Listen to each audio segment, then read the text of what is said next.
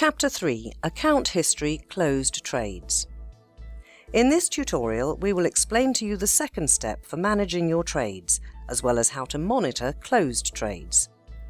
All your closed trades are listed in the Terminal Window section and the Account History tab. By right-clicking on this section, you will see a drop-down menu that helps you to organize this particular section of MT4. From the drop-down menu, you can select any of the four options at the top to view a certain time frame. At the bottom of the drop-down menu, you can adjust the columns that display your closed trades. The most important feature of this tab panel is the ability to generate reports. In this way, you can generate a detailed report of a specific time frame and save it in a separate folder on your desktop. The report consists of three basic sections.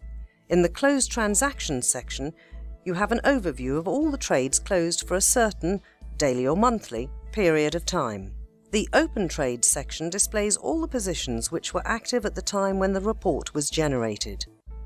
The third section is called Working Orders, and it shows all the pending orders which have been placed and have not expired yet. You will learn more details about pending orders in another tutorial session. At the bottom of the report page, you can see the summary of your account statistics, such as deposits and withdrawals performed in a certain period of time, the profit and loss of closed trades, abbreviated as PL, as well as the floating profit and loss of your active trades. Next, you can see your account's equity, which is calculated with a special formula: balance plus or minus profit-loss plus possible credit bonus.